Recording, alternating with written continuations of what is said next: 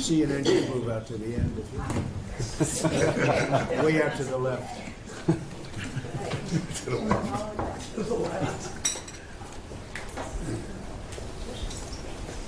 Are you able to get them all in the room? Are they in? Yes, sir. Are you okay?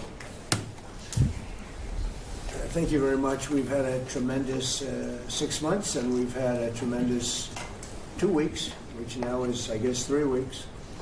And we have a tremendous group of people here that have done a great, unified, beautiful job. I want in particular, because of what she's gone through this last few days, done an incredible job. As you know, Christy, I'm going to ask you to say a few words about Texas. The first person there was first person I saw on television was you, actually. And you've worked great with the governor, who's terrific. And you might want to tell a little bit about the trials and tribulations, but we appreciate the job that you and everybody have done. You had people there as fast as anybody's ever seen, so really appreciate it. We all do, and maybe you could say a few words. Sure. Well, thank you, Mr. President. I want to thank you for your leadership. Texas is strong, and the people of Texas are incredibly strong. They've gone through something that is absolutely horrific, and it is heartbreaking to watch these families suffer the way that they are.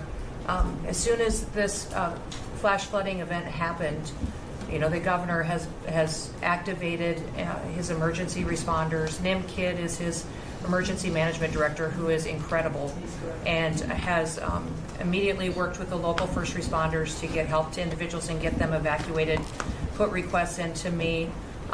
We deployed, sir, right away, as you know, because you and I were talking a lot during this time, the Coast Guard. We also had some assets out of Customs and Border Protection. Our board TAC teams went in and helped with rescues and clearing debris so that we could get roads open and people get the help that they need. I think when I got there the most, sir, that day, as soon as I arrived on site, was getting a briefing from all the emergency responders, was just how unified they were in focusing on the fact that we're there to save lives. They were there to rescue people, find people who were still alive, and to reunify them with their family members. We as a federal government don't manage these disasters. The state does. We come in and support them, and that's exactly what we did here in this situation. FEMA went to an enhanced level immediately, but as soon as you signed the major disaster declaration, we were able to get them resources and dollars right away, just like you envisioned, through state block grants to help them with cleanup. And we're still there in presence, and FEMA's been deployed, and we're cutting through the paperwork of the old FEMA, streamlining it much like your vision of how FEMA should operate, and it's been a much better response to help these families get through this terrible situation. We still are looking for people. We're still looking for a lot of little girls and other family members that were camping along that river, and they will continue until they find every single person, and we will continue to help them and assist in that. I was surprised when I got there at the camp that day, right after this happened, the parents that were there, the parents that were looking for their children and picking up their daughter's stuffed animals out of the mud and finding their daughter's shoe that might be laying in the cabin, and just hugging and comforting people matters a lot. I'm extremely grateful for God's hand in that whole situation, because hundreds and hundreds and hundreds of people were saved. And this is a time for all of us in this country to remember that we were created to serve each other. God created us to take care of each other. And that when we do that, we are happier, we are more fulfilled, and we can walk alongside people on their worst day and help them get through it and come out the other side, knowing that we can continue to live a life that God has purposed for us. So they're grateful for you. Several times the day after the flooding, you and Melania were on the phone with me, and I want to thank you for that. That meant the world. I was able to tell many of those folks that I had been visiting with you, and that you had said, whatever they need, Christy, let's deploy it and get it down there and be helpful. And on Sunday, when the families were waiting at a church to identify their children's bodies. Franklin Graham and I called in and prayed with the families and read some scripture with them, and he was incredible in making himself available to that as well. We'll be back down there in a couple of days and continue to do all we can, but this is an unprecedented event. It really is. There's been tragedies like this around the country, but everyone is unique in different situations, and the response the federal government had supporting the state through this, I'm proud of the people that stepped up and immediately came. The Coast Guard, when they came in, they had a difficult time even getting the aircraft in and landed. They had to try several times in the weather to get it in and deploy, and I think we've heard about, our one Coast Guard member that was responsible for saving over 165 people, but that entire crew did incredible work. And all the first responders there did incredible work. And I know people are getting tired now, but they're getting reinforcements and volunteers are showing up. And I just want to commend the governor and his team for being the leaders. And they're so thankful that you're letting them make the decisions and manage the response like it should be. And then us supporting them with the resources of the federal government. We've already deployed dollars to the state, much like the block grants that you've talked about. Right. So they're grateful for that, sir. There's never been a wave like this outside of the breaking of a dam. Because this was almost a wave that ended up being 30 feet high, more actually. Now with the dam you can understand it, but this approached almost with that speed. When you see a dam break, it's not a pretty sight. It wipes out everything, and this is the kind of thing that built up so fast. And it's happened 2 or 3 times before over the years, but not to this extent. But tell them when you met the father who was picking up the daughter's clothing. And I had walked through so the sad. cabin where all the little girls died, and I had kind of fallen apart in there, but I walked out of the cabin, and a gentleman was standing there, and he said, that man over there needs a hug. And so I walked over to him, and I hugged him, and I said, do you work here? And he said, no, my little girl was in that cabin. And he said, and I just found her best friend about an hour and a half ago. She had passed away. And he just fell apart. And so then we just hugged and talked for probably an hour about that. But then there was the grandpa was there looking for his granddaughter as well. There was a dad there of one of the counselors. The counselor was alive, but she was dealing with the fact that she had hung on to some of these girls and was trying to keep them out of the floodwaters, and had gotten hit by something and had lost 2 of the girls and wasn't able to hang on to them, and was going to live the rest of her life thinking about that moment when she wasn't able to hang on to these girls. But these parents were picking up their kids' belongings out of the mud and throughout the camp and putting them in bags. And then one of the dads said, I knew 50 of these girls here. So I knew that was her dress and my daughter's friend's dress. So he was picking it up and putting it in a bag to return to her parents. And so it was and then the director was there comforting everybody who had lost his father the night before too. And he was still there trying to facilitate all of these parents grieving their children and find them. So the strength of people is incredible. One of the things that I asked there that day was that they all have escorts or counselors when parents come in. So from that point, that when they came into the camp, that they have somebody with them when they're going and looking for their children's belongings or looking for their children. And so very emotional, but also just so tragic. The relationship with Texas and the governor has been obviously very good for years with me, but the relationship with Texas and their first responders and us with our first responders and lots of other people, and we brought in a lot of helicopters from all over, and we had a lot of helicopters. It was actually dangerous, a lot of helicopters up there, but they were real pros, and they were responsible for pulling out a lot of people, and we got them there fast, and Texas had some good ones too, but the response has been incredible, and the fact that we got along so well, I don't know, I don't even think that's a political thing, but we got along so well, and it was so unified. I think a lot of lives have been saved. That could have been as bad as it was. and you could have lost double or triple. This thing was just really horrible. Well, congratulations on a great job, and I appreciate it. I know you're going down. I'll be going down on Friday with First Lady. We'll be taking a trip, and we don't want to get in anyone's way because that's what happens. The president goes and everyone's around focused on. I don't want anyone to focus on us, but it's possible they could have somebody saved still. There's a lot of areas. It's a big area, and probably unlikely at this point, but there could be. I mean, they're thinking there could be the possibility, but what a tragic situation. A good job, and we'll see you on Friday, and we'll finish out the day here. I think you've been reading a lot about it's a terrible topic when you talk about financial after this, but we have a big country and we've been doing very well. The tariffs, as you know, are starting to come in at record levels. Tremendous amounts of money are coming in to our country. We never did that before. We're not used to it. We only have tariffs going out. We only adhered to the rules of other nations who charged us tremendous tariffs because we were led by stupid people or people without any business sense. And I'd like to ask Scott, you could maybe talk a little bit about how well we're doing with regard to the money coming in. And the big money will start coming in on August 1st. I think it was made clear today by the letters that were sent out yesterday and today.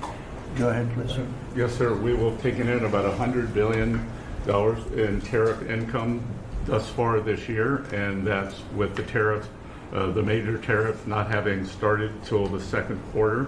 So we could expect that could be well over $300 billion by the end of the year. We don't agree with CBO scoring, but for those who do, the CBO scored tariff income over the next 10 years at $2.8 trillion, which we think is probably low. And sir, under your leadership, we're witnessing. And they gave us no credit during this last little, the great, big, beautiful bill. I always use the word great. I add that to it because it really is what it is. It's never been anything like it, actually. And I want to thank all the Republicans that voted for it. And I want to, scold the Democrats because they're voting for tax cuts. They're voting for no tax on tips, no tax on Social Security, no tax on overtime, and many, many other things far more important than that. Great health care. And frankly, every Democrat should lose their election because it was purely political to vote. They were told not to vote for it. So think of it. We got 218-2. And then with the Senate, we had 50-3. Democrats didn't vote at all. Not one positive vote with all of the good things in there. Economic development money, tremendous border money. Now you're loaded up on the border. And I don't think we're going to need so much of it because we had zero come in last month, so I'm not sure how much of it we want to spend. You may think about that. You may actually think about saving a lot of money because the wall's been largely built and it obviously worked, but you may want to think about that. But so I think it's incredible when I watch the Democrats and they have standard lines like they had Russia, Russia, Russia. They had the laptop from hell. It all came from Russia. They make things up and they go with it and they feed it to you people in many cases. And they said, here's the line. And I hear the new line is death. Oh, it's death. Everyone's going to die. There's nothing to do with death. In fact, we're saving our country. Death is from allowing 25 million people into our country, of which 3 or 4 are stone cold, hard criminals. 11,888 are murderers, many of them committing more than one murder. That's death, and the Democrats did that. Joe Biden did that by allowing people to come in here just totally unchecked, unvetted, open borders, open borders. The whole world was dumped into our country from prisons, from gangs, from mental institutions. We have many people walking the streets, walking in areas that we don't know anything about that came out of insane asylums. They released the insane asylum population into our country, and it's amazing the job that you and Tom Homan are doing, by the way, on that. But we have to get them out, and we have no choice. We have to get them out, and we are getting them out. And so Pete, you want to tell them about our great military and how well we did with respect to the bombers and the B-2 when we had the pilots here 2 days ago, and they were incredible people. Go ahead. Yes, sir. Truly a historic mission. It demonstrated the skill and courage of the United States military. From those B-2 pilots and families that we had a chance to meet, sir, to the fighter pilots, to the refuelers, to the maintainers, to the air defenders who defended the base. What was demonstrated on the world stage was American military might and capability. And it wasn't just Fordo and Esfahan and Natanz that took notice in Iran. It was the rest of the world. That we have a decisive commander-in-chief willing to use these capabilities, which are the best in the world. As the president pointed out, no one else could have done what America did there on that night, and everyone took notice of that. With the One Big Beautiful Bill, sir, we've got $150 billion additional to invest in Golden Dome and all the other weapons systems, the stockpiles and shipbuilding priorities of yours. Another month, another historic recruiting bump. It's not just the Army and the Marine Corps anymore, it's the Navy, the Air Force, and the Space Force, all historically ahead of where they've ever been. So historic spirit inside the military. We had a chance to be at NATO, Marco and I, and see how the world responds to us saying it's time for you to shoulder the burden and take the lead for your continent. That only happens with President Trump leading, and we're proud to be a part of what's going on at the border, sir. With now a fourth national defense area where we're helping get to that number 0 and securing the border. But that mission, Operation Midnight Hammer, re-established deterrence. It reversed what happened in Afghanistan. You saw the debacle of what Biden allowed to happen in Afghanistan and what that did to our image. President Trump said, with Operation Midnight Hammer, we're reestablishing American leadership and deterrence, and we're proud to be a part of it, sir. And our so-called enemies were watching. They watched every minute of it. They watched. There was very few people that weren't watching, actually, but they watched every minute. It was a perfect military performance, the likes of which we haven't seen in a long time. I mean, if you compare that to the same country, the hostages from years ago, Jimmy Carter, it was unfortunate for Jimmy Carter. He was a nice man, but with the helicopters going down, the sandstorms, the prisoners that got captured, then the election and the prisoners and Reagan and all the problems. It was nothing but problems. And that was a failure. And ours was not only the pilots. I mean, those machines flew for 37 straight hours. They didn't stop. They went skedaddle. You know the word skedaddle? It means skedaddle. They dropped the bombs, and somebody said, skedaddle. Let's get the hell out of here. And every bomb hit its mark and hit it incredibly. And as you know, the Atomic Energy Commission said it's gone. That place is gone. We had a lot of fake reporting, mostly from CNN, where the scammer writer, a writer for CNN, who should be fired, by the way, she was involved with the 51 fake intelligence agents, if you remember that. She did that story, created a story out of it. She created a story out of the laptop from hell, saying it came from Russia, but it actually came from Hunter Biden's bedroom, or worse. Just a scammer, and she's still at CNN, which is pretty amazing. But we'll ask you a question about her. But they came up with this concept that maybe the attack wasn't that good. Maybe it, and I saw it happen right after the attack. I saw this person on CNN. I like to watch the enemy. You learn from the enemy. And I watch because you have to know where they're coming from. And I watched her say, Anderson, you know, I'm hearing stories that maybe they didn't hit their target. Maybe it wasn't that good a hit. And they were hearing stories. The next day it was a little more, and the next day a little more. After 3-4 days, she was saying, you know, I don't know. I don't think it was that. Except by that time, everybody knew it was hit perfectly. The evidence is in the planes. The pilots are the best evidence. But they actually came out of their plane because they were here the other day, and they said, it was so sad. We did such a good job. We flew into very dangerous airspace. I'll never forget, we were in the Situation Room, and they said they have entered Iranian airspace, and everyone took a deep breath because they had more missiles pointed at them, but the equipment is so good, it's stealth, way up in the air, and it was stealth, and they went right through that, and they sort of, by the time they found out they were there, they were already gone. That was the word skedaddle, get the hell out of here. But they were right in the most dangerous airspace in the world, and they took those big, beautiful, very fast, they're unbelievable planes. I mean, they become really beautiful works of art. I always thought they sort of were cool, but now they look better than just cool, don't they, huh? But they dropped the loads, and literally they would hit, if you look at this table, from here to there, they had a half a refrigerator door is the way to best explain it. Take a refrigerator door, average size, cut it in half. That was their target. They hit every single one. Then we had 30 missiles, Tomahawk, shot from submarines 300 miles away.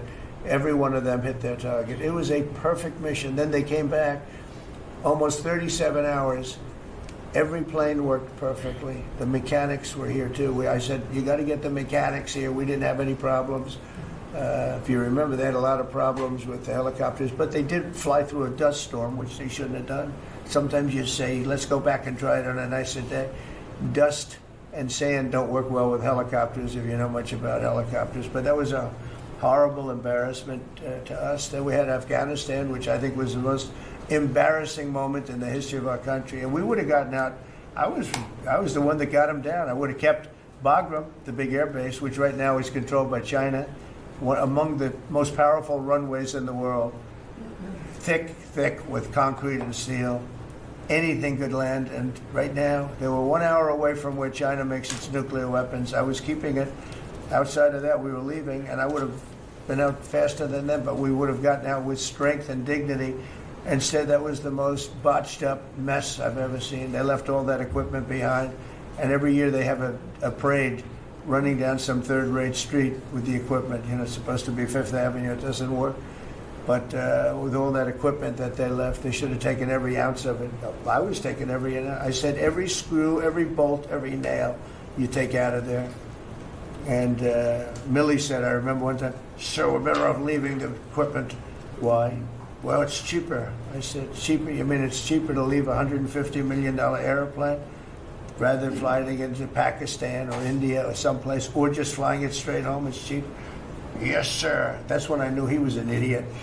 Didn't take long to figure that one out. But they left all that equipment, but they left their dignity behind. It was the most embarrassing moment, in my opinion, in the history of our country. Not that we got out. We should have not been there, but that we got out the way we got out, with great embarrassment and death. You had 13 young people. I've gotten to know their families very well, but you had hundreds of people killed that nobody talks about. You had the other side. Many people were killed. Many people are walking around with no legs, no arms from that whole thing. They left from the wrong airport. They should have left from Bagram, because Bagram was a big base with hundreds of miles of fencing and territory around it. Nobody would be able to get near it. And they left. So, we've done a great job. And I think people are really starting to see it. They're starting to appreciate it. Pete's done fantastically. That mission was a work of art. And I have spoken to some of our perceived, I don't know if they're enemies, but they're perceived as being potential enemies. And they essentially said the same thing. Very impressive. There wasn't a thing that we didn't lose an engine. We didn't lose it. They landed and they were cheered. But the sad thing was they were cheered, and one of the pilots said, we were a little concerned because when we got out, we were told that on television they were reporting that we may have missed our targets. Sir, we hit every target. That's what I do for a living. We hit every target. In fact, when the bombs hit, a yellow haze came over the horizon that I've never seen before. It just lit up the whole horizon, brighter than the sun. It was like looking into the sun. He goes, we hit our target, because you know what that was exploding. And but they were a little downbeat because they listened to that fake CNN reporting and the fake New York Times. They worked together to try and say that it wasn't perfect. They couldn't say they missed. All they could say is, maybe it wasn't perfect. And you ought to fire that reporter immediately. You should fire her. Real fake.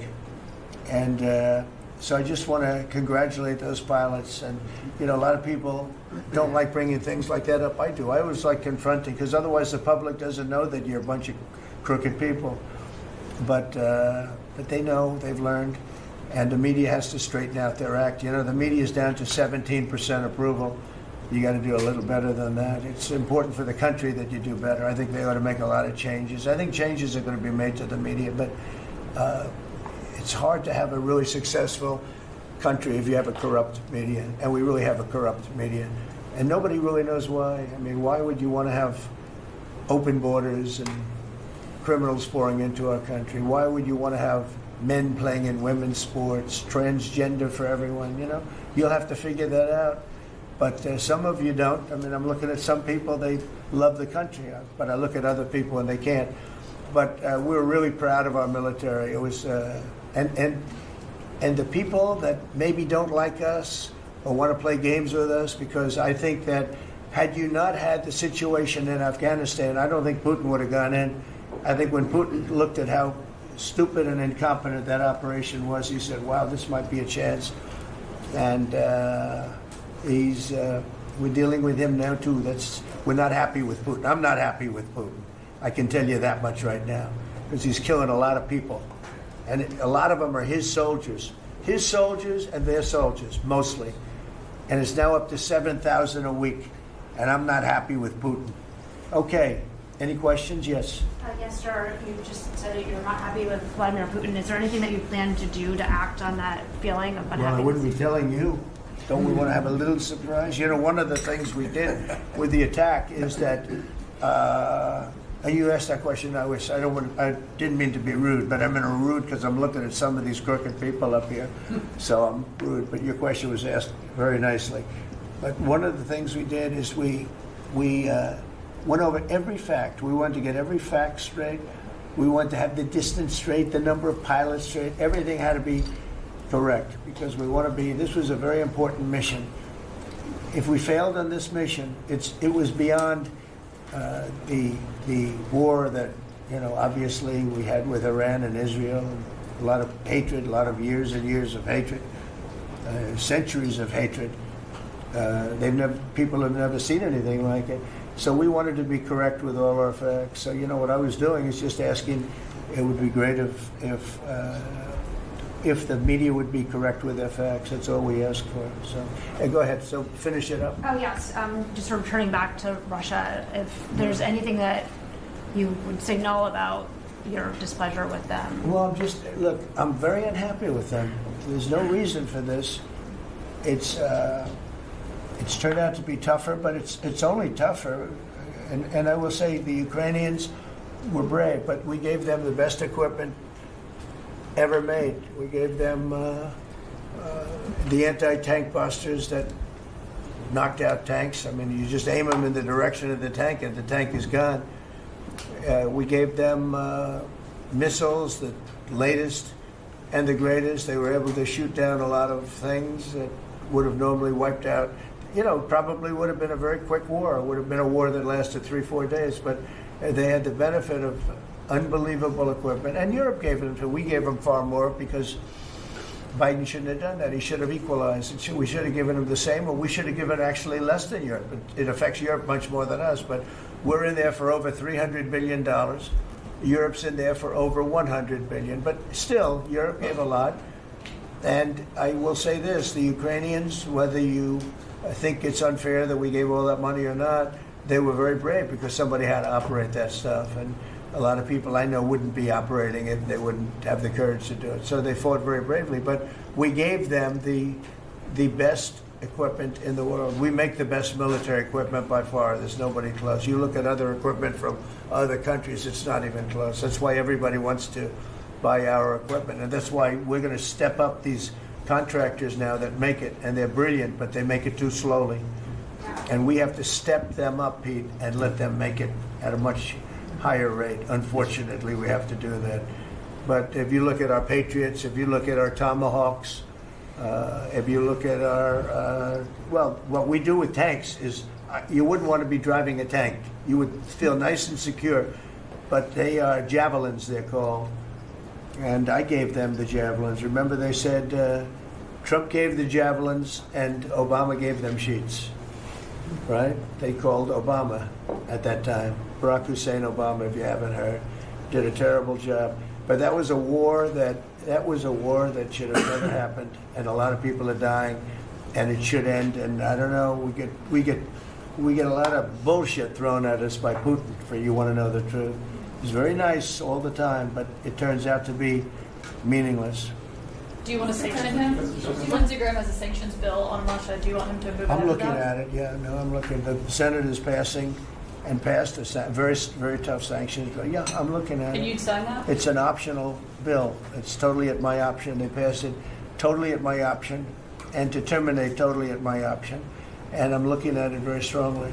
Yesterday you said you want to see more weapons. Go ahead, please. The Council of Economic Advisors released a new report saying that imported goods have actually decreased in price from December I know, it's not through amazing. March. Well, my question is, With the tariffs. the Fed chairman keeps saying that tariffs are going to cause price increases. Are we Are the talking- prices just not Chairman passed of the through? Fed? Yes, exactly. Well, Are the you prices, do a better job than him. are the prices just not passed through yet? No, I think what's happening is everything's evening out. You know, when we charge, see, what people don't understand, the other countries have been charged, almost every country charges us tariffs. We had deficits with everybody for years, for decades. And we were like this big monolith that made bad deals with everybody. We rebuilt South Korea and we stayed there. It's okay, we rebuilt it and we stayed there. And they pay us very little for the military. I got them to pay billions of dollars, and Biden then canceled it when he came in. I said to South Korea, as an example, we give you free military, essentially, very little. And I think you should pay us $10 billion a year. And they went crazy. But they agreed to 3. So I got 3 with a phone call. And I was satisfied.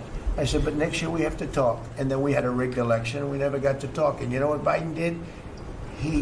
They probably went to him and they said, listen, Trump treated us terribly, and we shouldn't be paying anything. And he cut it down to nothing.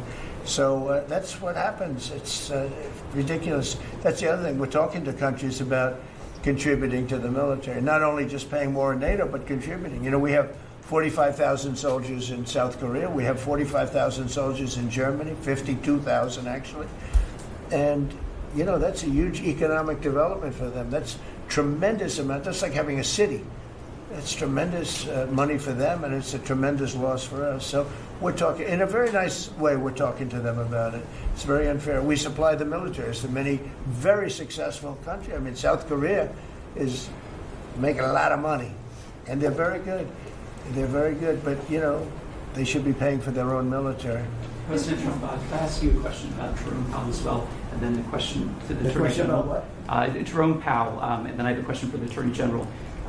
Jerome Powell, who you've been pressuring to lower interest rates, he's facing accusations of lying to Congress, which is a potential crime about the Well, then he opulent. should resign immediately. We should get somebody in there that's going to lower interest rates. Do you want congressional Why don't you Republicans to call look for into- his resignation? Do you want congressional Republicans to investigate and It's pursue? okay and with punish? me. I think he's terrible. I think, look, we're paying, I call him Too Late.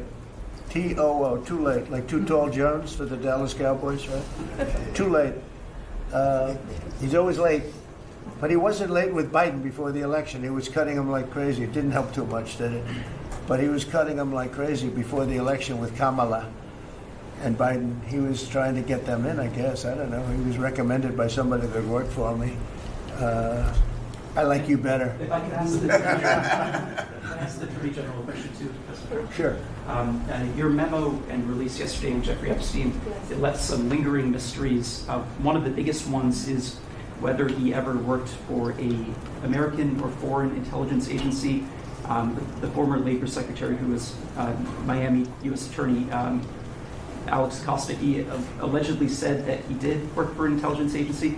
So could you resolve whether or not he did? And also, could you say why there was a minute missing from the jailhouse tape on the night of the staff? Yeah, sure. If Hey, I Pam, could, did I just interrupt for Sure. 1 second? Are you still talking about Jeffrey Epstein? This guy's been talked about for years.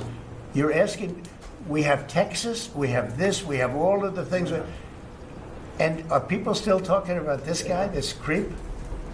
That is unbelievable.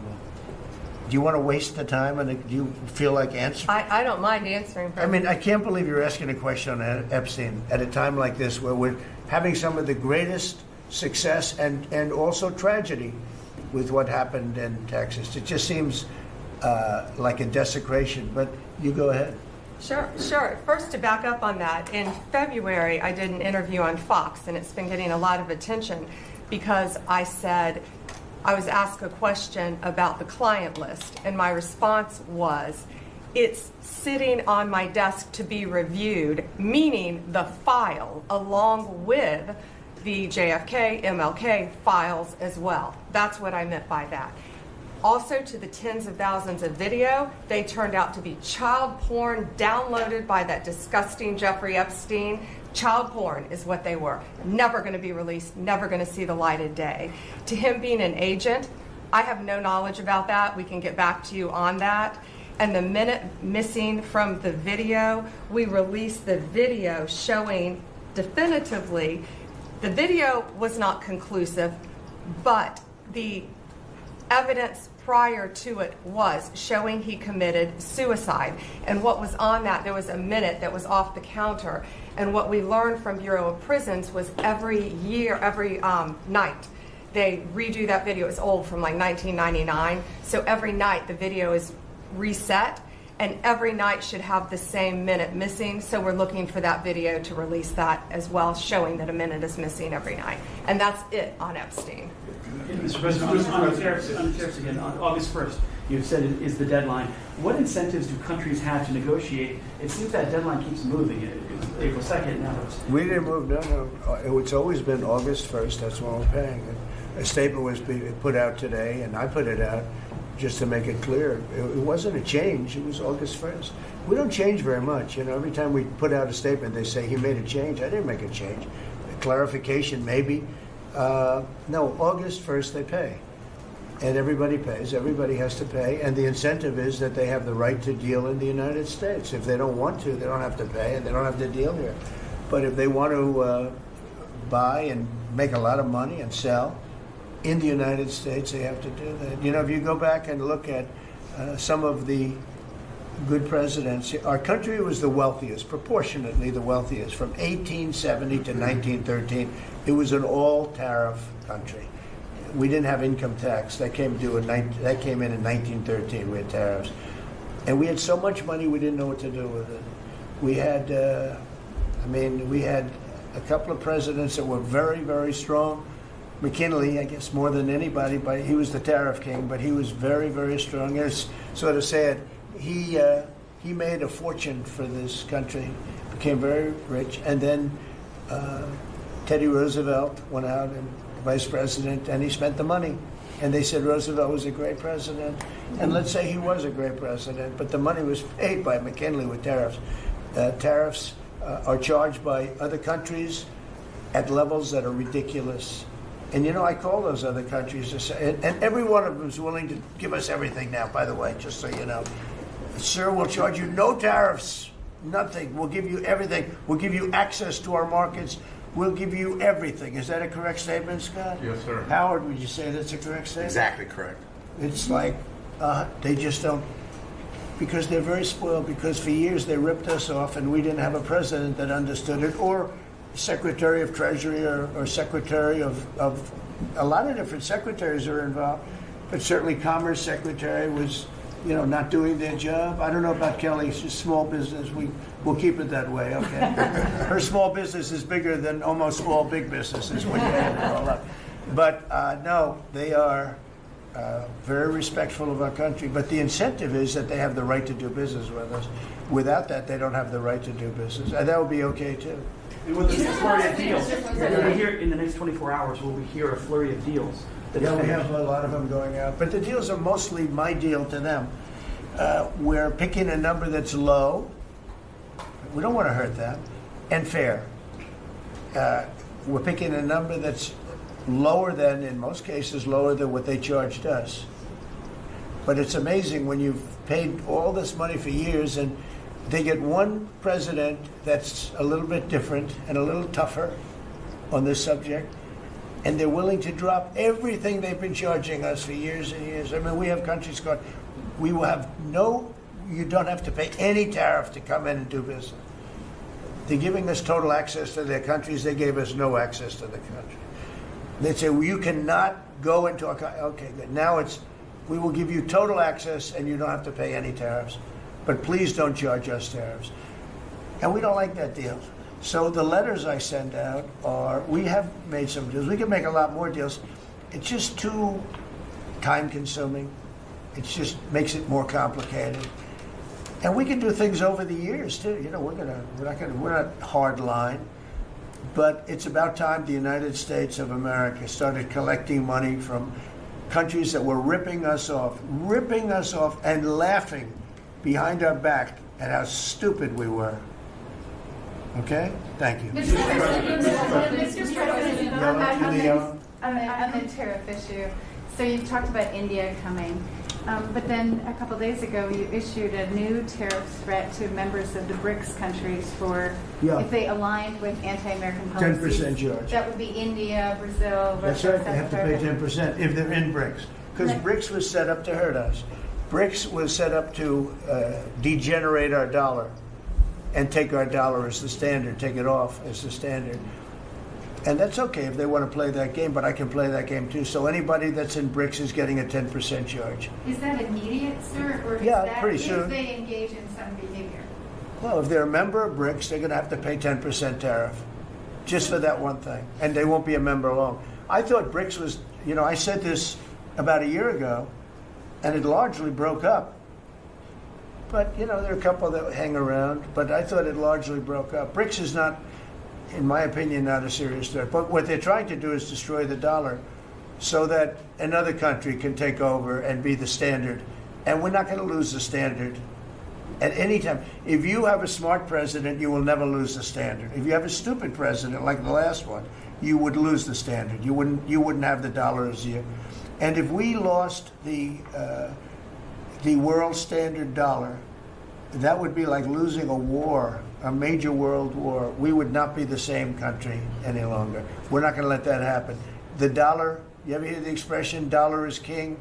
The dollar is king. We're going to keep it that way, okay? And I'm just saying, if people want to challenge it, they can, but they're going to have to pay a big price. And I don't think any of them are willing to pay that price. Does that jeopardize? Thank you, Mr. President. Are you optimistic about reaching the tariff deal with the European Union soon? Well, the European Union has been speaking to us, Ursula and the whole group, and they've been very nice. They treated us very badly until recently. Now they're treating us very nicely. It's like a different world, actually. They've treated us very badly. They were among the toughest to deal with. Actually, in many respects, they were much worse than China. Look at what they do to our companies. They sue Apple. They sue Google. $17 billion they got from Apple on a lawsuit that they didn't have a case. They have, you know, judges that are European Union judges. And they ruled, they take so much money away from our country in terms of that, in terms of other things that they do. They're very tough. But now they're being very nice to us. And we'll see what happens. We're probably 2 days off from sending them a letter. We are talking to them. I just want you to know, a letter means a deal. You know, a lot of people said, we got 200 countries. We can't meet with 200 countries. We have a few trusted people that know what they're doing, that are doing a good job, but you can't do it. You have to do it in a more general way, but it's a very good way. It's a better way. It's a more powerful way. And we sent them a letter. You read the letter. I think it was well crafted. And mostly it's just a little number in there. You'll pay 25%, 35%. We have some at 60, 70. Those are ones with massive, you know, where we have massive trade deficits because they've treated us very badly. But I would say in every case, I'm treating them better than they treated us over the years. Don't you agree with that? I do. I could have done much. I could have been much harsher. I don't want to do that. We want to have relationships, but in every case, they treated us far worse than I'm treating them. I'm treating them very good. I could go higher with the tariffs, but I don't want to hurt them. That's why when you just read it, you come up with the number. It's so incredible that prices are actually going down. Just so you know, when I got in, everyone said, "Oh, eggs are going through the roof." That was the first. I was in for about 4 days, and they started screaming at me about eggs. They said, "That's Biden's problem." I didn't know about eggs, but eggs went up about 5 times. You did a fantastic job, and we ended up shortly getting. In fact, for Easter, they said, "Go out and buy plastic eggs. You can't use real eggs." Well, we bought 200,000 eggs for the White House for the Easter egg hunt that we have at the White House, and there were eggs. We had the price down, and now the price is lower than it was before. We did a good job with eggs, but we did a good job with groceries. Our prices are down in this country. A big part of it's oil. The oil, you had a couple of places last week, you had $1.99 for oil, for gasoline. Nobody thought they'd see that. I want to get it lower if I can. But we've done a good job. You've done a very good job. Do you want to say a couple of words about that, you and Chris, about what's happening with energy? Well, absolutely, but I would say on the pricing side, President Trump, the fact that you've endorsed and supported a policy of energy dominance, that sends a signal to the market that we're going to have more supply. You talked during the campaign about inflation being a country buster. You've broken the back of inflation in 6 months, among all the other things you've accomplished. We have no inflation. And we've got, and then heading into the 4th of July, these were the lowest gas prices at the pump in 4 years.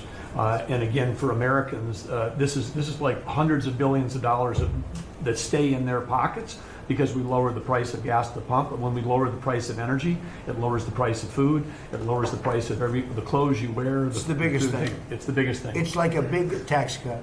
When you get energy down, every 50 cents is like a massive tax cut, and we've gotten it down much below that. You know, we had great energy, great low prices, everything else. When the election turned over, I'm trying to be nice about it. It turned over, shockingly, but nevertheless it happened. Energy started going up, and it went up really bad, and then he went back to the Trump policy. The problem was they didn't know how to do that, and he lost it. He lost that sucker. That big sucker was out of control, and his energy prices went way up, and that's what caused it. But it was also stupid spending. They spent money like, they used to use the term drunken sailors, but I won't use that term. Although it is very descriptive, I won't use that term. I refuse to use it. But they spent money at levels that nobody had ever seen before, and trillions and trillions of dollars wasted on the Green New Scam. Greatest scam in the history of our country, other than maybe Russia, that might have been. But the Green New Scam was the single greatest scam in the history of our country, and continues to be, but it's weakened badly. It's hobbling along because people are finally getting it. But they spent trillions of dollars on the Green New Scam, getting nothing for it. Devised by a couple of young people that weren't even good college students, you know? Not even good students. Check out their marks. Can you clear something up, Mr. President, on what you said last night? Not for CNN. You said you would send Not for CNN. Go ahead. In the last jobs report, Mr. President, in the last jobs report, the manufacturing jobs actually lost 7,000 jobs. When will the investments that you've been talking about have an effect Well, on they're manufacturing? building the plants now. About 7 have started. We're going to have hundreds started within a short period of time. Lee Zeldin, who may be the most important man in this room, I'm sorry, but he's the one that gets the permits, whereas he's the one that has to get the permits for the plants and the factories, and permits that used to take 5 years, he's getting in record-setting times. AI, we're leading China a lot in AI, and if we go with this, you know, I'm allowing the plants to build their own electric. I'm allowing them to become an electric utility, so they can produce their own electricity, because we need double the to be successful with AI, which is the biggest thing now. We need double the electricity that we have, which is hard to believe. We need even more than that. And they're building plants with their own electricity substations. They don't have to use the grid. And anything they build extra, they're putting into the grid. So we're supplying the grid with brand new electric sources. And you know, it's funny, when they came to see me, they never even asked for that. I told them about it. The reason they didn't, they thought that was an impossibility. You're not allowed to build your own electric. These are massive investments that are being made in building electricity for their plants. And they're going to have, I think, Doug, a lot of electricity left over. And that electricity is going to be passed into the grid and give us no more, you know, like you look at California. They have blackouts and brownouts every week. They're totally out of control. They have a really incompetent governor. Where's Chris? Is he here? Do you want to speak to the subject? Yeah, I think a huge thing in the One Big Beautiful Bill, Mr. President, because of your leadership, is the ending of these subsidies, as you call them, the Green New Scam. That saves our country $500 billion over the next 10 years. But American taxpayers were paying twice. They were paying that money, $500 billion in the subsidies, and they were paying more expensive electricity price. If you subsidize something, you should at least lower the cost of it. But in this case, we were subsidizing something and paying more for it. So the one big beautiful bill had two huge things: ending wasteful spending. Wind, solar, and batteries combined are 3% of U.S. total primary energy. 3%. For $1 trillion, another $500 billion coming. That's just not a good investment, hurting our businesses, hurting our consumers. And the one big beautiful bill also unshackled oil, gas, and coal development in the United States, onshore and offshore. Secretary Burgum has been working tirelessly on how, by getting the government out of the way, private businesses will develop more resources in the United States, lowering costs for American consumers and making much better leverage for the United States to help our allies abroad and reduce the power of our adversaries abroad. So just a huge win on the energy front all around, and I thank you for your leadership. We're setting records now on energy, and there'll be nothing compared to what they'll be in about a year from now, but we're setting records. And wind is a very expensive form of energy. It's very bad for your beautiful surroundings, the plains and the valleys, and the birds are dying all over the place. You know, the whole thing is a disaster. They're almost exclusively made in China. Not that I have anything against China, because I don't have a great relationship with President Xi, but I asked him, how many wind farms do you have? He makes them, but they don't have a lot of wind farms, I'll tell you, very, very few. And wind is tremendously expensive and is very ugly. And if you own a house that's inside of a windmill, your house is worth less than half. And you hear noises. And interestingly, in New England, you probably read, where for 50 years they had 2 wells washed up. 50 years.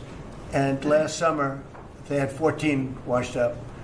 Now, I'm not saying that's the wind farm that was built, but maybe it is, right? Probably is. It's tremendously expensive, and it can only be done with subsidy. You know, I know a man that's in that business, and one of the biggest in the world actually runs a company that builds these stupid windmills. And he said, I hate the business because it's the only energy where you need subsidy. He said, energy shouldn't need subsidy. You should make money with energy. So wind. The other one is the solar, those big solar fields. They're taking our farmland. Our farmers are like mortified by it. They hate it. It's very, very inefficient and very ugly too. You know, probably better than a windmill, but you go around and you see all these things that are 3 miles long by 3 miles wide, and you say, what the hell is that? And it's a lot of plastic from China.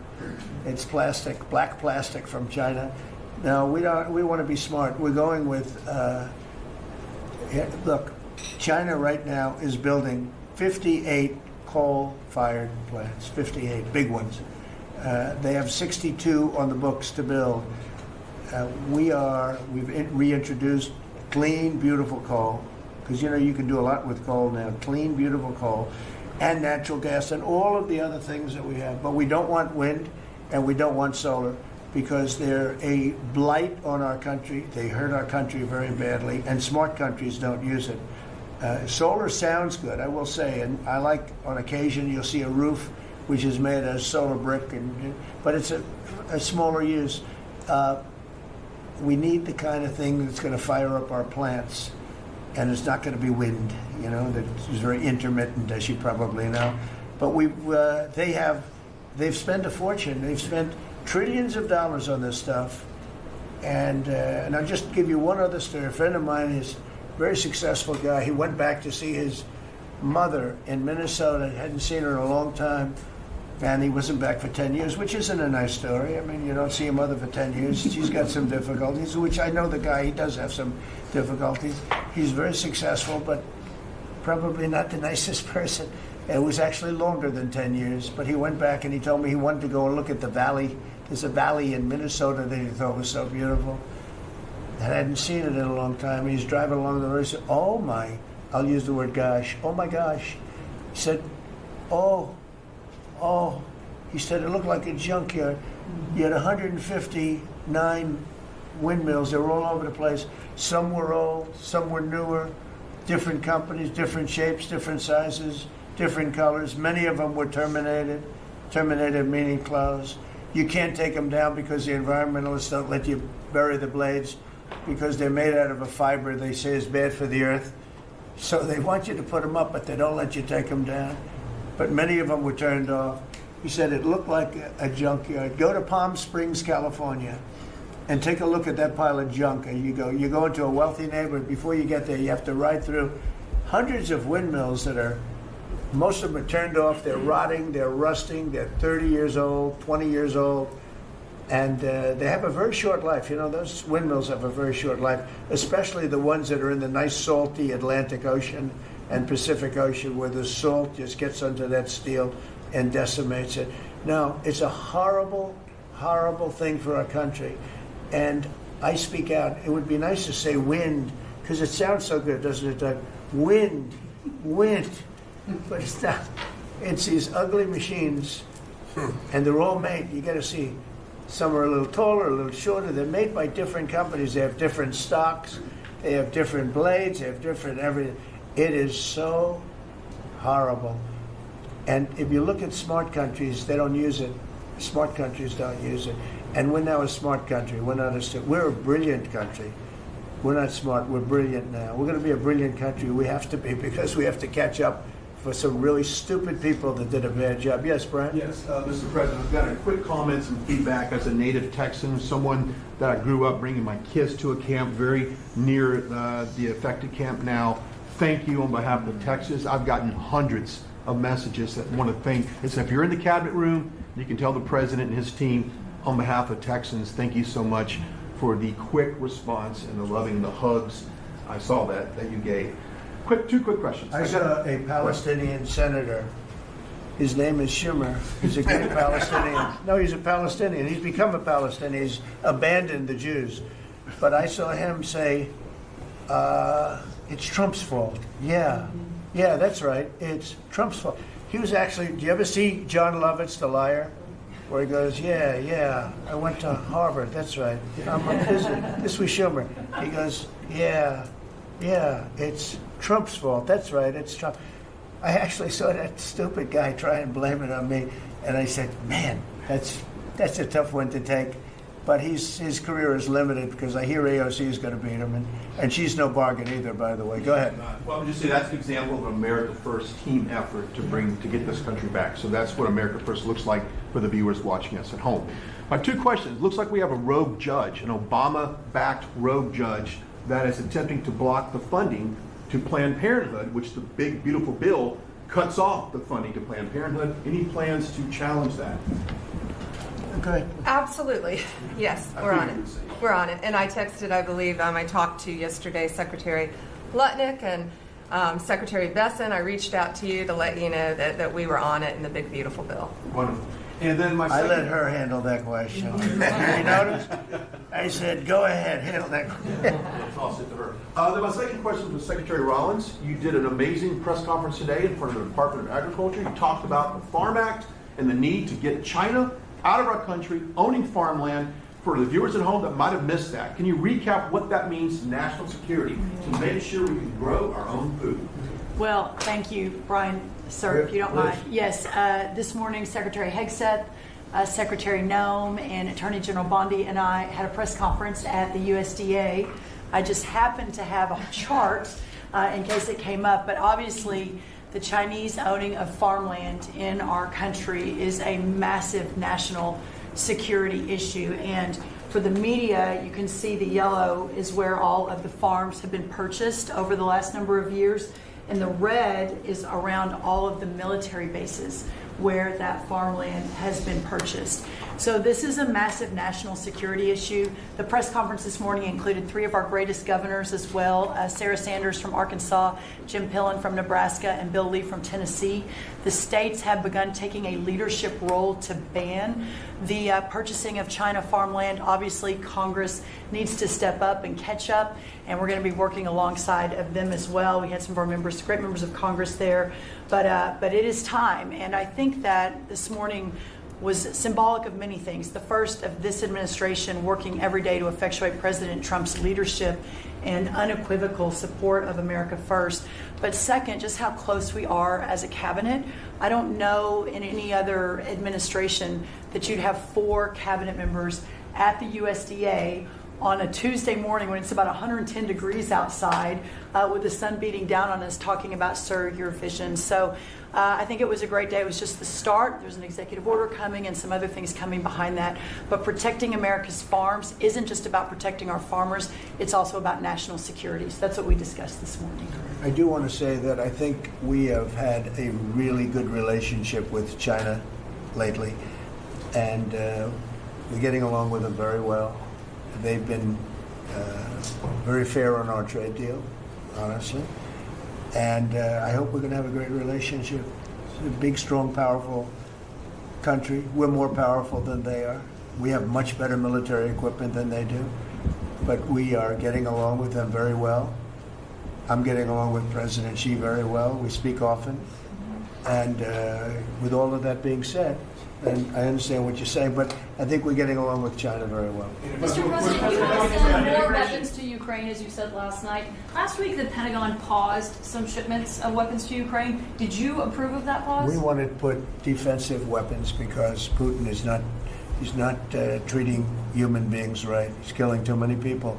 So we're sending some defensive weapons to Ukraine, and I've approved that. So who ordered the pause last week? I don't know. Why don't you tell me?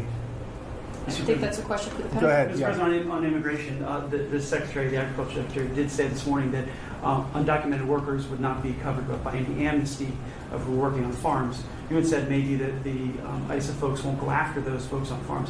So which is it? There's no amnesty. What we're doing is we're getting rid of criminals, but we are doing a work program. Do you want to explain that, please? Yeah, this morning we talked about, of course, this was a top of mind question. This morning we talked about protecting the farmers and the farmland, but obviously this president's vision of no amnesty, mass deportation continues, but in a strategic way, and then ensuring that our farmers have the labor that they need. Secretary Chavez-DeRimmer has been a leader on this. Obviously, this comes out of the Labor Department, but moving toward automation, ensuring that our farmers have that workforce, and moving toward an American workforce. So all of the above. We've got to give the farmers the people they need, but we're not talking amnesty.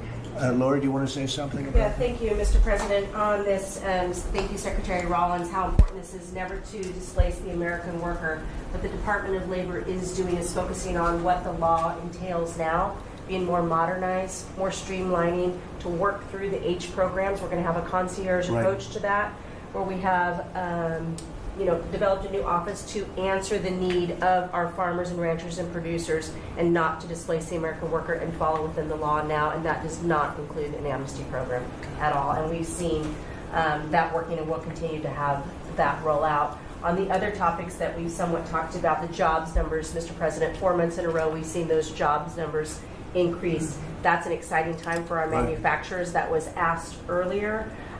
We know it's going to take some time, but through that deregulation process that Lee and I are working on as well, the Department of Labor has rolled out 63 new deregulations that we're going to be moving through. In the first Trump administration, it was successful with over 30.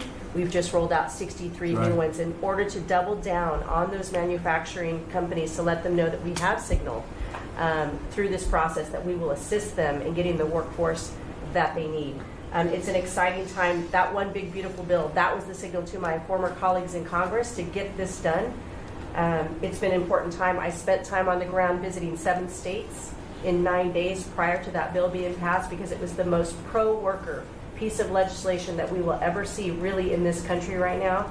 No tax on tips, no tax on overtime, no tax on Social Security. That matters to the American worker, because we don't want to take their money and give it back. We want them to keep more of their hard-earned dollars in their pockets currently, and that's what they're excited about. And as I move forward with these tariff talks, I heard a company, orthopedic company in Indiana, say to me, for the first time since you have taken office, Mr. President, their increase in their bottom line by 8% since these tariff talks have happened. Not one company has said the president is not doing a good job. These tariff talks are working. They're feeling it on the ground. The media has told a false story because what's happening on the ground is positive, and that's what we're seeing in these jobs numbers. So I really, through the Department of Labor, to come in behind all the secretaries and build this workforce is going to be key to the American worker. So thank you for what everybody did this last week.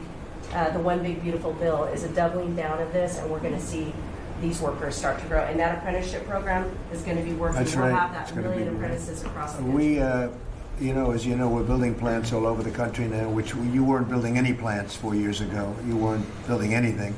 But those plants, when they open up, it's going to be, you'll see numbers like you haven't seen ever.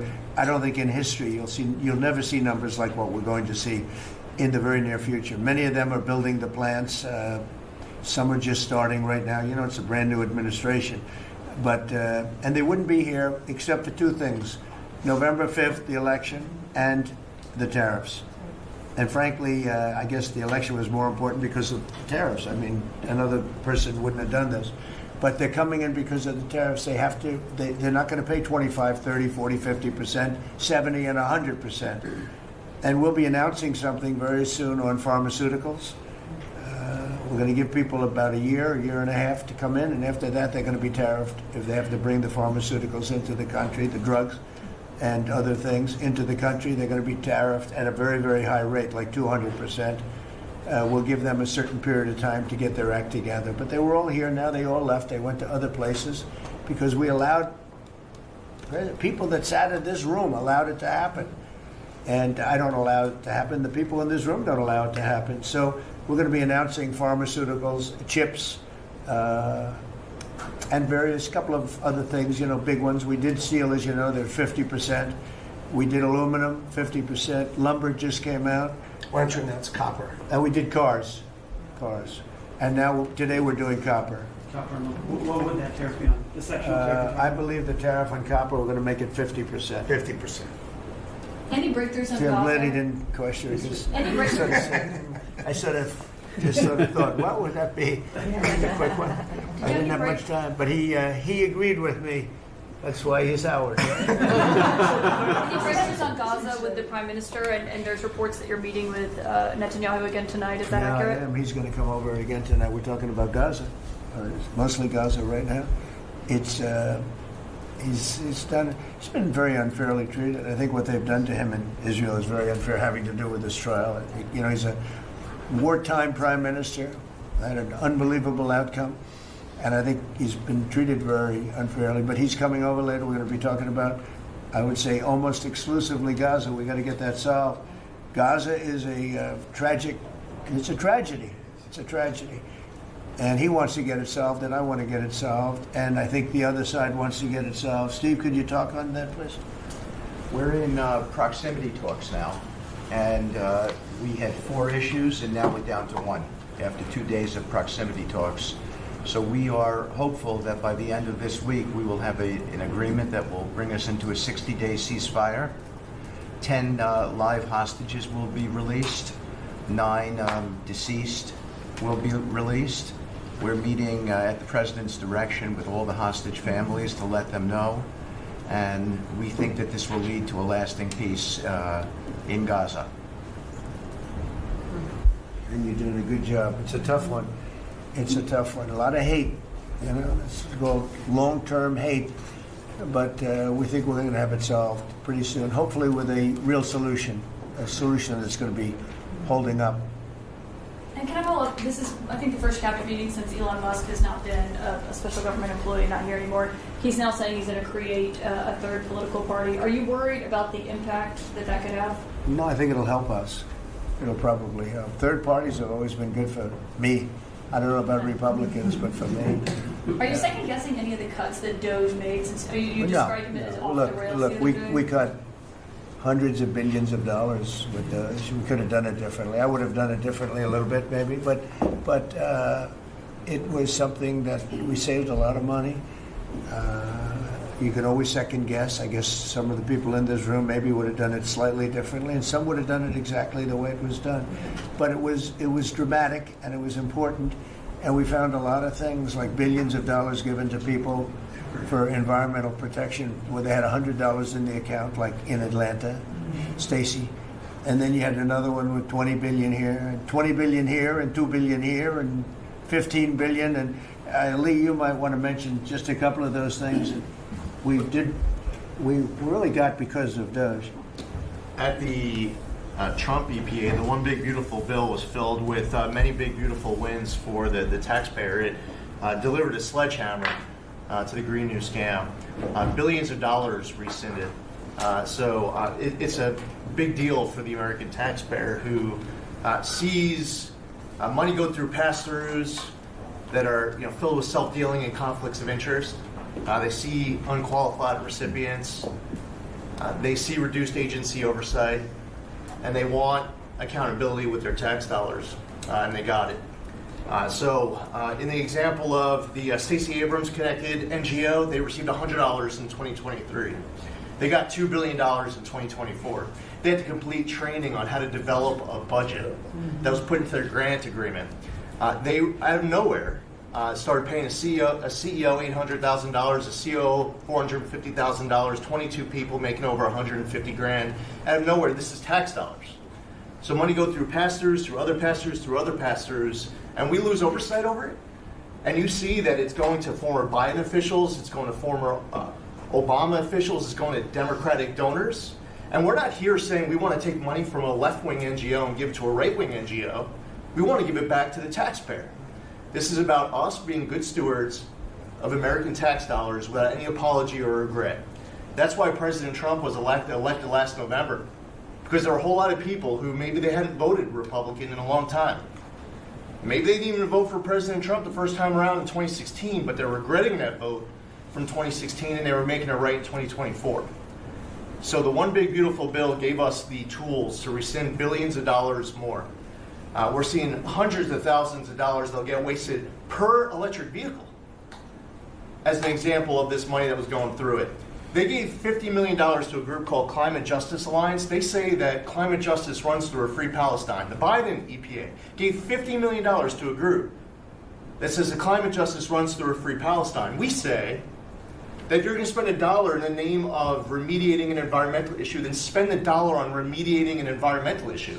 We say that we can protect the environment and grow the economy. We want to help grow more baseload power in this country. So why is it that it took this long for this team to get assembled, to be able to fix the mess that we inherited? But gosh, we love showing up at our jobs every single day, first thing in the morning, because all day long we get things done for the American taxpayer. And Congress did its part last week by passing One Big Beautiful Bill to deliver this accountability and to cut off the Green New scam. So maybe it's a bad day for Stacey Abrams. Maybe it's a bad day for all those well-connected Democrats getting paid off. But you know what? God bless America. Because at the end of the day, President Trump is here, J.D. Vance is here, and the greatest cabinet ever assembled to deliver that much-needed and highly demanded accountability. Mr. President, That was a very good.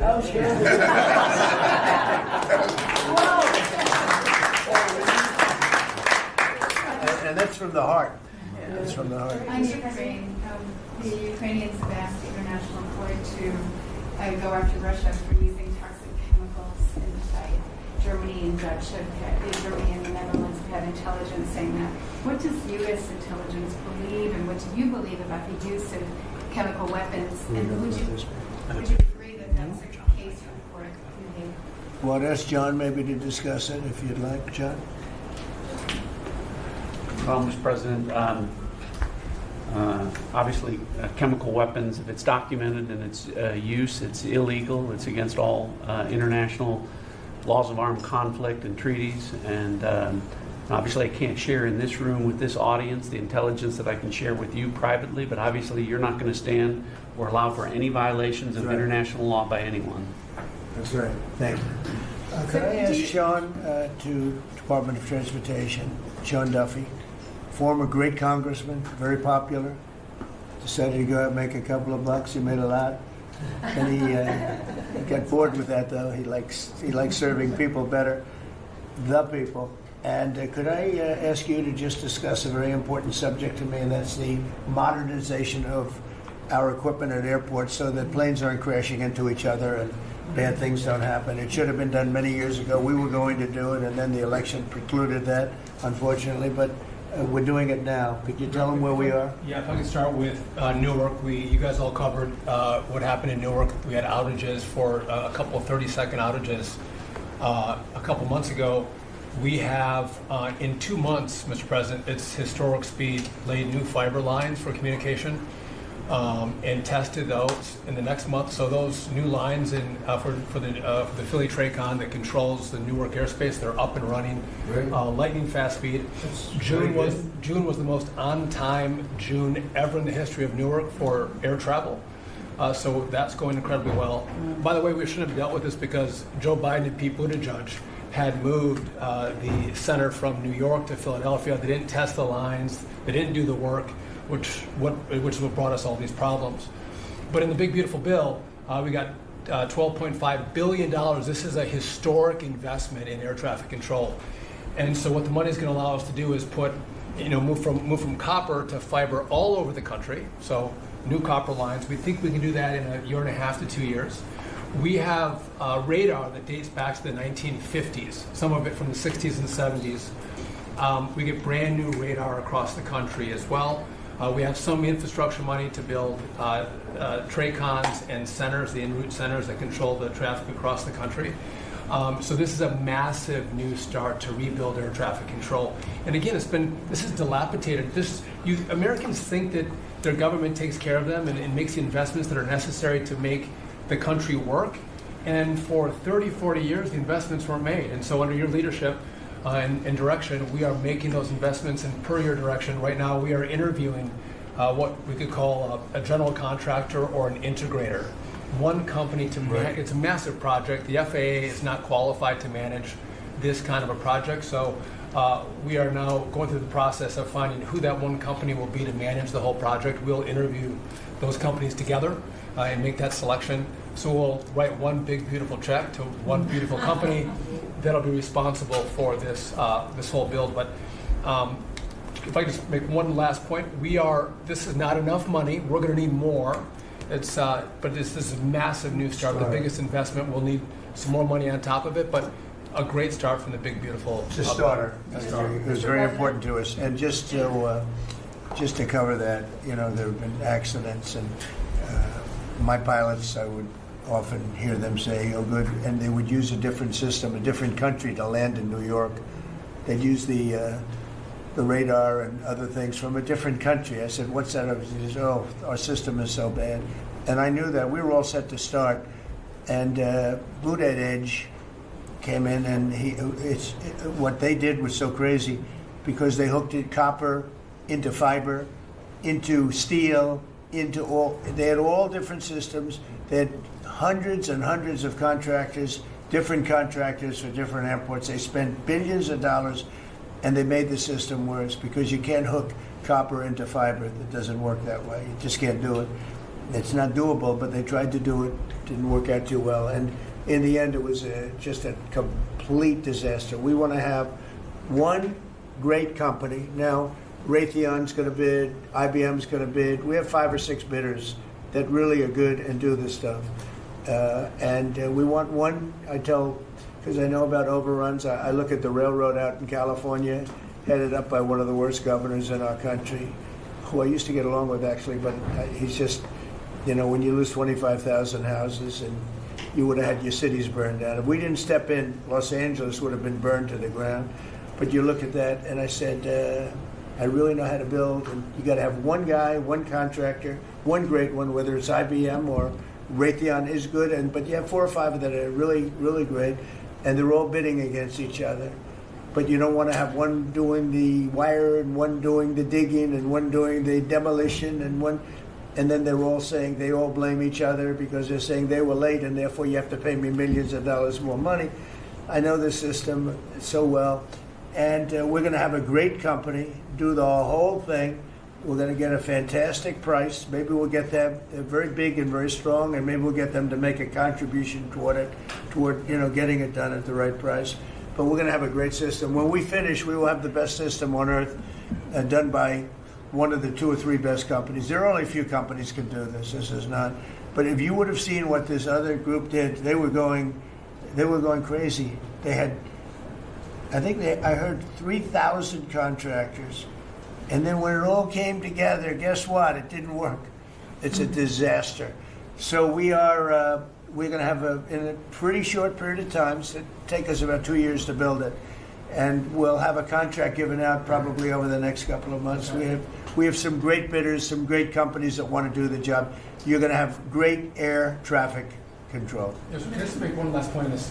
So the last administration signed a contract with an American company to fix the copper to fiber, and that contract was a 15-year contract. The system is failing today. But that's how idiotic and incompetent the last administration was. And under your leadership, we're saying, listen, we don't have time. We don't have 15 years. We don't have 5 years. We have to do it right now. And so the president always talks about on time and on budget. We have embraced that. We are going to be on time and on budget. And by the way, you mentioned a train out in California. Stay tuned for probably give us 5 days and you'll have an answer on what's going to happen with the $4 billion that we potentially have invested on a train that's going to go nowhere. It's going to be $120 billion that'll never connect San Francisco to LA. Again, the last administration wasted so much money on projects that never work. If you're going to have high-speed rail, you're going to invest billions, we should actually have high-speed rail in America, not boondoggles that fund political friends and allies and family They have members. from San Francisco, inside of San Francisco to inside of Los Angeles. Should have never been built because airplanes do it better. And you could drive it. You could drive it. No problem with driving it. The roads aren't even crowded. So they were going to do this. Somebody's idea. Somebody got paid off a lot of money and they started it. It was going to cost a very small amount of money. And it ended up costing literally hundreds of times what the original. And now what they did is they said, well, going into the city is too big a deal. So we'll leave it 25 miles short of the city. So now they're leaving it. They're not going to finish it, really. It's not the same project. So now they're leaving it outside of San Francisco and outside, short of each. They just want to get it done. And I've never seen cost overruns. You know, if you have a cost overrun of 10%, you should be ashamed of yourself. 20%, you should not do any more jobs. This is a cost overrun of 2,000%, something like that. It's unlimited, and it's not finished. And maybe it will never get finished. And I told Sean, look at it from every standpoint, but we don't want to, you know, we have federal money going into that, and it's like throwing it out the window. So whatever you can do to stop it. $15 billion and not one track has been laid. $15 billion and we're 16 years into the project, not one track. Mr. President, on FEMA, Mr. President, on New York, you're the most prominent Republican in the country from the city. What do you want to... Anywhere else? Well, I don't want to be a wise guy. Perhaps I can. Maybe Marco. But how do you want Republican voters in the city to vote in the upcoming mayoral election? Should they vote for Eric Adams? Should they vote for Sliwa? Should they pick someone else? Look, number one, you have a communist running, and you shouldn't vote for him. He's a disaster. He's leading. He's got the Democrat nomination because that shows you where the Democrats have gone. He actually wants to take over the grocery stores of John Catsimatidis, who's a great guy, a rich guy, grocer, does a good job, wants to take over. He actually called me the other day. He's concerned his stores are going to be taken from him, and they won't be run like John runs them. Believe me, he runs a good operation. But he actually said he wants to run his own grocery stores. No, this is a man who's not very capable, in my opinion, other than he's got a good line of bullshit, and he's convinced them to go with him. Now, as you know, Cuomo, who does have capability, is running, but he got knocked out, and now they're running as you have Eric Adams, the current mayor, you have Cuomo, and you have Curtis Sliwa. And Curtis runs every 4 years. He seems to be a fixture on the running scale. But you know, it's I'm not getting involved.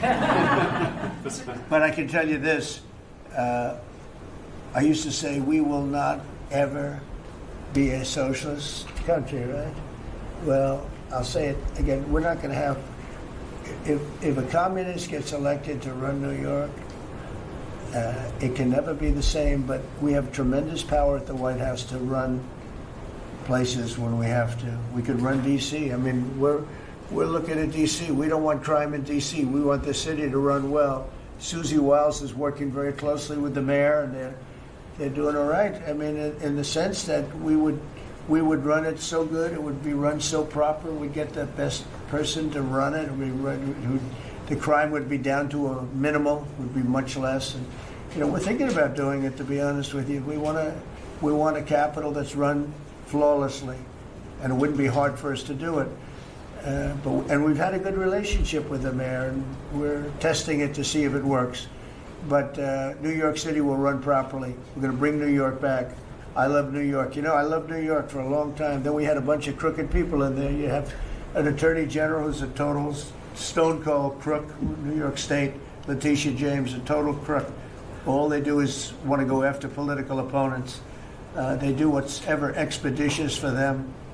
She's the one that took out Cuomo because she wanted to run for governor, and then she ended up getting 1% of the vote.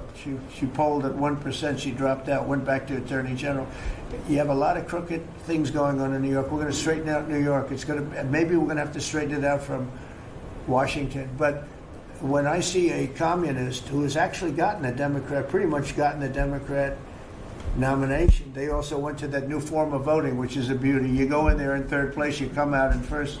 That's that form of voting that they have gone to. You know what I'm talking about. It's not too good.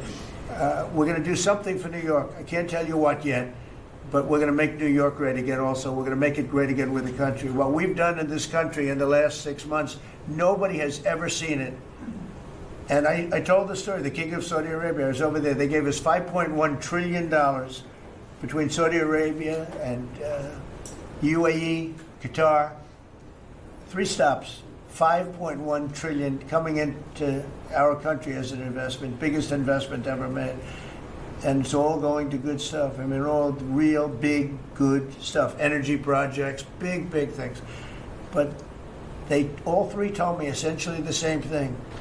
We thought your country was dead, and now you've got the hottest country in the world. We're right now riding the hottest country. We are, and you can all be proud of it. We're in the hottest country. This is the hottest country in the world. There's nobody close. Made hotter by some great pilots and great machines that nobody else has. Those great, big, beautiful machines, they rode those machines right into the toughest territory. And nobody knew what the hell happened. And then they hit their targets perfectly, and it was complete and total obliteration. And that's why that war ended, Steve. They told me that's why the war ended. The war ended when they saw that, it was over. And we're very proud of it. But we have the hottest country in the world right now, from a country that was close to dead. And if I didn't win, if you would have had the other person win, we all know who she is. Whether it was she or Biden, they're the same. He may have been more competent than her, and that's hard to believe, right? But if you had that ideology in, I don't believe you would have had a country anymore. I think you would have had a country that was broken up. But we had a dead country. Now we have the hottest country in the world, and everybody knows it, and everybody said it. Mr. Vice President, do you have anything to say? Well, thank you, Mr. President. I just want to say that I'm very proud of the whole team. I think everybody has worked together. You see Pete and Marco and Steve working on some of the diplomacy, Christy and Pam working on the border. We just have a really, really solid team, and we've done a lot of good work. And in particular, I want to congratulate the White House staff, led by the President, on getting the One Big Beautiful Bill passed. I was personally skeptical. Sorry, I never told you this, but I was skeptical we'd be able to get that thing done by July 4th. We did it because we worked together and we worked very well. So it's an honor to be a part of it, but I'm really proud of you guys for doing a great job. The beautiful thing about it, it had something for everyone. That's right. Most people said it had to be broken into 7 bills. It's so big. The problem was that some of those 7 have nothing for anyone, but they had to be done for the country. You know, sometimes you have to do things for the country that aren't necessarily popular. We had a couple of them, and that wouldn't have worked. So the One Big Beautiful Bill, many people said it could never be approved. Too big, too everything. There's too much. but it had something very big and very important for everyone, and it's great for the country. And remember, the Democrats have come up with a false narrative, just whatever. It's just a line that they send to everybody, and that they print. I think in the case of this, it's death, death. Everyone's going to die. I heard that. Everyone's going to do just the opposite. Everyone's going to live. What we're doing is saving our country and making it much bigger, better, and stronger than it ever was. I'd like to ask, Marco's been doing such a great job. Do you have anything to say? Well, it's just going through a list here, Mr. President, and I think the Vice President's pointed out to the great team you have, and all these achievements that have happened domestically. But you think about it, under your leadership, we prevented and ended a war between India and Pakistan. NATO's now at 5% for the first time ever, the highest numbers ever. A peace deal between the Democratic Republic of Congo and Rwanda. A 12-day war that ended with an American operation that we're the only country in the world that could have done. Hopefully, pretty soon, a peace deal between Azerbaijan and Armenia. The entire Middle East and the infrastructure of it has the potential now to change because of Syria and Lebanon, and it hasn't even been 6 months. True. It hasn't even been 6 months, so it's a great testament to your leadership in this. Well, thank you very much, and you've done a fantastic job. Could I just ask Linda, she's involved in so much, she's so talented and so good, and she's working on a couple of little things like Harvard, who was given $5.5 billion over a short period of time. We caught him on that one, that's crazy, but you're working on so much, you want to bring education back to the States. How are you doing? Well, absolutely, and thank you for the opportunity. I think on the big, beautiful bill, what we saw, was school choice, that's finally on a national basis at the state level, but there are opportunities now for scholarships, more and more of them for kids who are in family schools. It's going to be a big turnaround. I think one of the biggest accomplishments we had over the past week was University of Pennsylvania with the Title IX ruling that Leah Thomas was stripped of her title. Riley Gaines and Paula Scanlon and other women who have stood, so strong against men and women's sports. And when you put out the executive order, that just solidified it and gave them the opportunity. So those are a couple of really, really big wins, and thank you for that opportunity. And how are you doing with Columbia and Harvard? We're negotiating hard. I think we're getting close to having that happen. It's not wrapped up as fast as I wanted to, but we're getting there. Okay, good. And you've done a fantastic job. Thank you very much. You've been a good team. Yep, you have a great team. Around this table, a lot of people have helped with that. That's right. Thank you very much. Maybe just in closing, we spent a lot of time, effort, very little money on this room. This is called the Cabinet Room. It's been here for a long time. And it had some pictures that were not many of them and not very good ones. And I actually spent time in the vaults. The vaults are where we have a lot of great pictures and artwork. And I picked it all myself. I'm very proud of it. That's Andrew Jackson, great Andrew Jackson. That's a gentleman named, and we call him President Polk. He was sort of a real estate guy. He was, people don't realize he was he was a one-termer, but he was a very good president. And I'm not sure I should be doing this, he actually gave us the state of California. He was the one. He was the one. So I'm not sure. Maybe he won't be there for long. But if you notice, the frame is the exact same size, almost, as the other one is Andrew Jackson. So that was a part of the reason, too, I have to be honest. But Polk was actually a very good president who's got the same frame that I needed, okay? And up here you have the original George Washington right behind the light. And then you have Dwight Eisenhower, who was a very underrated president, built the interstate system, and he was the toughest president, I guess, until we came along. But I don't mind giving up that crown, because I don't want to be too tough on it, but we want to be humane. But he was the toughest president on immigration. He was very strong at the borders, very, very strong. And sometimes you can be too strong. He was strong at the borders, and during a certain period of time, they were so strong that almost every farmer in California went bankrupt. And we have to remember that. We have to work together, and we have to remember that. But he was a very good president, and a very good general, and a very good president, and I thought he deserved a position somewhere on this floor. And then you have, this is very exciting to me, he was not a Republican, to put it mildly, but he was, he was a four-termer, He was Franklin Delano Roosevelt. And if you notice, there were a lot of ramps outside. We have ramp. People say it's an unusual place for a ramp. It was because of him. He was wheelchair bound, but he was an amazing man. It's an amazing portrait, and we used to have him in the room, a different portrait, and it was a terrible portrait. It was almost like it was done by a child. And I used to say, you know, I can't believe that he would have approved of that portrait of himself. And I was in the vaults and looking at things. I said, what's that?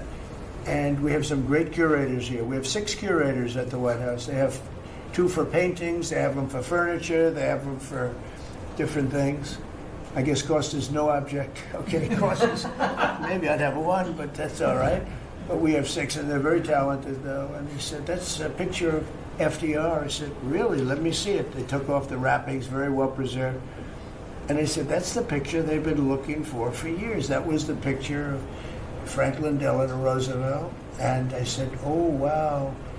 And likewise, that fit, see frame-wise, it just doesn't work. It doesn't work if you have, I want to be nice, but it doesn't work if you have a big frame, a little frame, but it's like perfection. I'm a perfectionist. The mirror was down in the vaults also. I said, where is this from? And it's a very old, very storied mirror, beautiful. We put that up. And then over there is Honest Abe Lincoln. And that picture was in his bedroom. And we thought that this would be a very important place because this is where wars are ended. I'm not going to say wars are declared. I'm going to say wars are ended, okay? We'll be positive. And that's the picture of Abe Lincoln from his bedroom, sat in the bedroom for many, many years. That was his favorite picture of himself. And the Lincoln bedroom's very famous. You remember when Bill Clinton had it and he rented it out to people. Okay. We don't do that. But it's an incredible room. And we took that picture from his bedroom. That's Abe Lincoln. And then over here you have John Adams, and it's they were the first occupants of the White House, 1800. And John Quincy Adams, Mrs. Adams, they were the first occupants. So we have them looking at each other, and in between their stare is Abraham Lincoln trying to make peace. And that picture was in a room that I have that was not important like the cabinet. I gave it up. I said, I have to give it up because that's one of the greatest pictures of the White House. The White House is tremendous art. And the Oval Office, when we're there, we'll go over that. That's really been something. Then we got the drapes, so we got the whole thing. We got new drapes. We got new, wasn't a big expense, very, very small. And we took some of the chinaware and silverware and trophyware, they call it, from the vaults, and we had it cleaned up. Hadn't been shined up in 100 years. Some of this has sat in the vaults for over 100 years. Amazing. Over 100 years. Many of the pictures that were put up in the Oval Office as an example, those two as an example. So he was president. They moved in 1800, and he won the election, I believe, in November of 1800, John Quincy Adams. And we thought that would be, he was considered to be a good president, and he was the first occupant of the White House, so it sort of made sense. And I love the frame of those pictures. Look at those frames, you know? I'm a frame person. Sometimes I like frames more than I like the pictures. And we have the flags of the Marines, and Space Force now has its own flag. I'm very proud of Space Force, but the Army, Navy, Air Force, Marines, Space Force, the whole thing. And Coast Guard is right there. Never forget the Coast Guard. They do a great job. So we have the flags throughout the office. And it's really become quite a beautiful place. I don't want to tell this, Marco pointed it out. I was going to leave the clock. So as president, you have the power. If I go into the State Department or Department of Commerce or Treasury, if I see anything that I like, I'm allowed to take it. Do you believe this? So I'm in Marco's. I see this gorgeous clock, grandfather clock, and there it is. I said, Marco. I didn't know about it. I had to read him the rule and regulation. I said, Marco, I love this clock. Look at it. It's beautiful. He said, what clock? I said, the clock that's in the other room is incredible, and nobody gets to see it there. Marco, I tried to talk him into it first, and it sort of worked, and then I had to use a little more. I said, I'd love to take that clock out and put it in the cabinet room. He said, no, are you serious? I said, Marco, I have the right to do it, Marco. And he said, all right, what the hell? So that's his contribution to the cabinet room. But it's, by the way, it's an incredible clock, and you know, it's an important room. So you may see it again. Maybe we'll move it back someday. Anyway, so that's pretty much it. But it really is great. Here we put out, you know, these lamps have been very important, actually. Whether people love them or not, but if you see pictures like Pearl Harbor and Tora Tora Tora, you see movies about the White House where wars are being discussed, oftentimes they'll show those lamps or something like those lamps, something that looks like them, probably not the reals, because I don't think they were allowed to. This is a very important room. This is a sacred room, and I don't think they made movies from here. You never know what they do. But they were missing medallions. See the medallions on top? They had a chain going into the ceiling, and I said, you can't do that, you have to have a medallion. They said, what's a medallion? I said, I'll show you. And we got some beautiful medallions, and you see them, they were put up there. It makes the lamps look better. So we did these changes, and you know, when you think of it, the cost was almost nothing. We also painted the room a nice color, beige color. And it's been really something. The only question is, will I gold leaf the corners? You could maybe tell me my cabinet could take a vote. You see the top line moldings, and the only question is, do you gold leaf it? Because you can't paint it. If you paint it, it won't look good because they've never found a paint that looks like gold. You see that in the Oval Office. They've tried for years and years. Somebody could become very wealthy, but they've never found a paint that looks like gold. So painting it is easy, but it won't look right. And the question is whether or not we should gold leaf it. Linda, do you have an opinion? I gold leaf it. You like it the way? No, I gold leaf it. You'd gold leaf it? Yeah. Who would gold leaf it? Could I raise you? How about, would you gold leaf it? I was going to ask about McKinley, one of your favorite presidents. Well, McKinley was a great president who never got credit. In fact, they changed the name of Mount McKinley, and I changed it back because he should have been. The people of Ohio he was the governor of Ohio. The people of Ohio were very happy when I did that. I heard they were very insulted. They took the name of Mount McKinley off. That was done by Obama a little while ago, and I had to change it back. I changed it back. He actually was a great president. He was a president. He was the tariff, the most, I guess, since me. I think I'm going to outdo him, but he was a tariff president. He believed that other countries should pay for the privilege of coming into our country and taking our jobs and taking our treasure. That's the way he explained it. They took our jobs and they took our treasure, and for that they should pay. And he made them pay, and he built a tremendous fortune. In fact, in 1887, they had the Great Tariff Committee was set up in 1887 because our country had so much money, we didn't know what to do with it. And they set up a committee of, as they called them, elites, a term that we have to change because I think a lot of the people that are elites aren't elite. I think the people that aren't elite are elite, so we're going to have to maybe switch that around somehow. But they had a committee that was set up to spend the money because it was such a large amount of money at that time. It was nobody had seen anything like it, and it all came in from tariffs, and people didn't pay tax. There was no income tax system. I told you that came back in 1913. That came back and lived well for a while, and then you had the Great Depression, and then later they tried to bring back tariffs, but the whole thing was.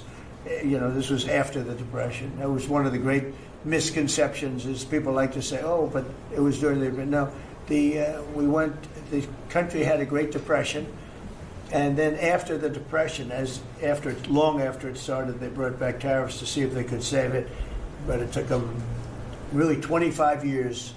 When you say about 25 years to get out of the Great Depression, a lot of people don't understand that.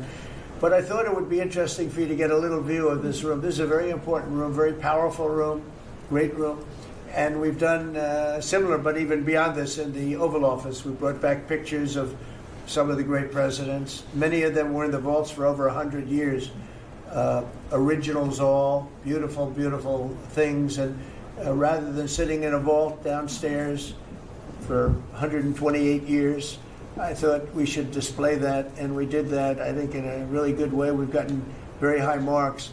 But it's interesting. People walk into that room and they look around the room. They don't even want to talk to me. They could look at it for hours. It's funny when people come into the Oval Office. It's such an incredible. It's a sacred place. When people come into the Oval from the biggest people in the world, presidents, prime ministers, kings, queens, one case at least, queens, and the biggest business people in the world. They walk into that office and they always say there's no place like this in the whole world in terms of the power.